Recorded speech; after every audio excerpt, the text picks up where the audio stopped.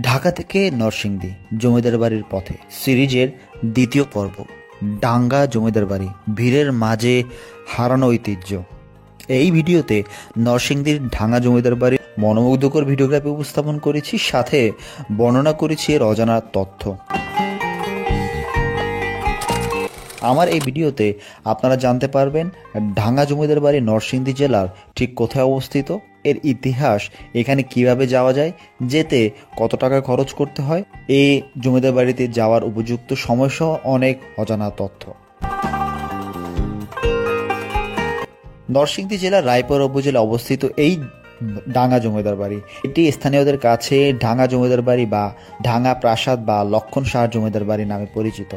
পলাশ উপজেলার ডাঙ্গা নামক এলাকায় অবস্থিত এক ঐতিহাসিক জমিদার বাড়ি এটি, যা স্থানীয়দের কাছে উকিল বাড়ি নামে বেশ পরিচিত। গুগল ম্যাপে ডাঙ্গা জমিদার বাড়ি লিখলে সহজেই এই জমিদার বাড়িটি পাওয়া যায়। আসুন এই জমিদার বাড়ি সম্পর্কে বিস্তারিত তথ্য জেনে নিই।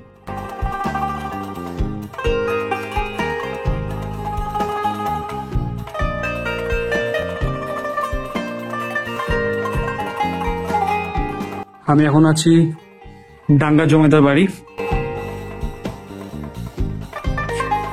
অকৃত্রিম একটি জমিদার বাড়ি, আরো গা ছমছমে পরিবেশ, কারণ হচ্ছে এখন ঠিক সন্ধ্যার আগে আগে। এটিকে লক্ষণ শাহর জমিদার বাড়ি বলেও জানা হয়, যেটি বাংলাদেশের নরসিংদী জেলার পলাশ উপজেলার ডাঙ্গা নামের একটি জায়গা অবস্থিত। স্থানীয়রা এই জমিদার বাড়িটিকে উকিল বাড়ি নামেও চিনে থাকেন। অকৃত্রিম জমিদার বাড়ি, এই জমিদার বাড়িটি মূলত এখন পরিত্যক্ত অবস্থায় রয়েছে। এর স্থাপত্য শৈলী ঔপনিবেশিক এবং মুঘল শৈলীর মিশ্রণে। অনেক মানুষ দেখি উপরে উঠছে, দেখে আমিও ট্রাই করবো উপরে কিভাবে উঠা যায়। মূলত 11টি কক্ষ রয়েছে এই জমিদার বাড়িটিতে। জমিদার লক্ষণ সাহা এই জমিদার বংশের মূল গোড়াপত্তনকারী। এটা আবার আপনারা তৎকালীন রাজা লক্ষণ সেনের সাথে নামের সাথে গুলিয়ে ফেলেন না। তবে কবে নাগাদ এই জমিদারের বংশ এবং জমিদার বাড়িটি প্রতিষ্ঠিত হয়েছে তার সঠিক যে তথ্য এখনো জানা যায়নি। আমি একটু উপরে ওঠা ট্রাই করছি। মানুষ ঠিক কোন জায়গা থেকে উপরে ওঠে বোঝা যাচ্ছে না। মোট 11টি কক্ষ আছে এবং আমার ইয়েতে মনে হচ্ছে কক্ষগুলো খুবই ছোট, কিন্তু মানুষ আসলে উঠলো কোন জায়গা থেকে দেখি, কাউকে জিজ্ঞেস করতে হবে। আমার মনে হচ্ছে এই সিঁড়িটি দিয়েই উঠতে হবে। ঢাঙ্গা জমিদার বাড়ির ইতিহাস। জমিদার লক্ষণ সাহা এই জমিদার বংশের মূল গোড়াপত্তনকারী, যদিও এর প্রতিষ্ঠার সঠিক সময় এখন পর্যন্ত জানা যায়নি। এই জমিদার পরিবারের একটি ব্যতিক্রমী দিক ছিল, তাদের কখনো কোনো জমিদার বা ব্রিটিশ সরকারকে খাজনাই দিতে হয়নি। এর কারণ পুরো এলাকাটাই ওয়াকফ সম্পত্তি হিসেবে বিবেচিত হতো। লক্ষণ সাহার 3 পুত্রের মধ্যে 2 জন ভারত বিভাগের পর ভারতে চলে যান, শুধু মেজ পুত্র থেকে যান এবং তার ছেলে বৈদ্য নারায়ণ সাহা পরবর্তীতে এই বাড়িটি স্থানীয় উকিল আহমদ আলীর কাছে বিক্রি করে দেন। এই কারণেই পুরনো জমিদার বাড়ির পাশাপাশি এটি এখন উকিল বাড়ি নামেও সুপরিচিত।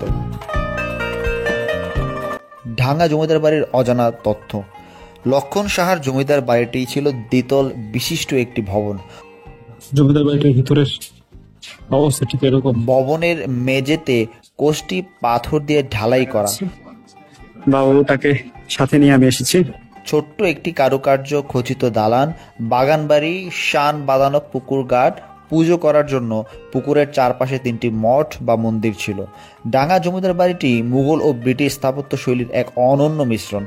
এখানকার দেয়ালগুলোতে হাতে তৈরি নকশা আর কারুকার্য এখনও বিদ্যমান। জমিদার বাড়িটিতে একটি ভূগর্ভস্থ সুড়ঙ্গ আছে বলে ধারণা করা হয়।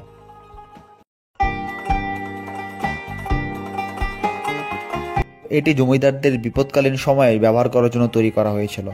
জমিদাররা ডাঙ্গা থেকে তাদের জমিদারি পরিচালনা করতেন। জমিদারের কাছারিঘর, আস্তাবল, গোয়ালঘর, মন্দির এবং একটি দিঘি এখন এই জমিদার বাড়িটিতে বিদ্যমান। জমিদার বাড়িটি এখন প্রত্নতত্ত্ব অধিদপ্তরের তত্ত্বাবধানে আছে, তবে স্থানীয়দের মতে এটি সঠিকভাবে সংরক্ষণ করা হচ্ছে না। কিভাবে এই জমিদার বাড়িটিতে যাবেন এবং কত টাকা খরচ করতে হবে। ঢাকা থেকে ডাঙ্গা জমিদার বাড়ি যেতে হলে আপনি বাস বা ট্রেন ব্যবহার করতে পারেন। যদি বাস ব্যবহার করেন তাহলে গুলিস্তান বা মহাখালী থেকে নরসিংদীর বাসে করে যাওয়া যায়। ভাড়া সাধারণত 80 থেকে 150 টাকা। এরপর নরসিংদী বাস স্ট্যান্ড থেকে সিএনজি বা অটোরিকশায় করে ঢাঙ্গা জমিদার বাড়ি যাওয়া যায়। ভাড়া প্রায় 50 থেকে 100 টাকা। যদি আপনি ট্রেন ব্যবহার করেন তাহলে কমলাপুর রেল স্টেশন থেকে নরসিংদী রেল স্টেশনে সরাসরি যেতে পারবেন। এতে সময় লাগবে 1 থেকে 1.5 ঘন্টা। ভাড়া 50 থেকে 100 টাকা। এরপর নরসিংদী রেলওয়ে স্টেশন থেকে সিএনজি বা অটোরিকশায় করে ঢাকা জমিদার বাড়ি যাওয়া যাবে। ভাড়া 50 থেকে 100 টাকা। সব মিলিয়ে ঢাকা থেকে আসা যাওয়া করতে প্রায় 300 থেকে 500 টাকা খরচ হতে পারে। ডাঙ্গা জমিদার বাড়ি পরিদর্শনের উপযুক্ত সময়। ডাঙ্গা জমিদার বাড়ি পরিদর্শনের সেরা সময় হলো শীতকাল, যা নভেম্বর থেকে ফেব্রুয়ারি মাস। এই সময় আবহাওয়া মনোরম থাকে এবং ঘোরাঘুরি করা সহজ। বর্ষাকালে যেমন জুন থেকে সেপ্টেম্বর মাসে ভ্রমণ এড়িয়ে চলাই ভালো, কারণ প্রচুর বৃষ্টির কারণে কিছু জায়গায় জলমগ্ন হতে পারে। কিছু গুরুত্বপূর্ণ পরামর্শ। খাবার। জমিদার বাড়ির আশেপাশে স্থানীয় কিছু রেস্টুরেন্ট আছে যেখানে আপনি বাংলা খাবার পাবেন। নিরাপত্তা। যেহেতু এটি একটি ঐতিহাসিক স্থান, তাই স্থানীয় নিয়মকানুন মেনে চলা উচিত এবং এলাকার মানুষের সাথে শ্রদ্ধাশীল হওয়া প্রয়োজন। পরিবেশ। ঘোরাঘুরি করার জন্য পরিবেশের যত্ন নেওয়া উচিত। আবর্জনা নির্দিষ্ট স্থানে ফেলা উচিত। ঢাঙ্গা জমিদার বাড়িটি মূলত একটি ঐতিহাসিক স্থান নয়, এটি বাংলার ইতিহাসের এক অনন্য অংশ। আপনাদের যদি আমার এই ভিডিওটি ভালো লাগে তাহলে ভিডিওতে লাইক করবেন, ভিডিওতে কমেন্ট করবেন, ভিডিওটি শেয়ার করবেন আপনার বন্ধুদের সাথে এবং আমার ইউটিউব চ্যানেল দ্য এনআরডিএস ইউনিভার্সকে সাবস্ক্রাইব করবেন, বেল বাটনে ক্লিক করবেন, সাথে আমার ফেসবুক যে পেজটি আছে দ্য এনআরডি, এটিতে ফলো করে সাথে থাকবেন। ধন্যবাদ সবাইকে।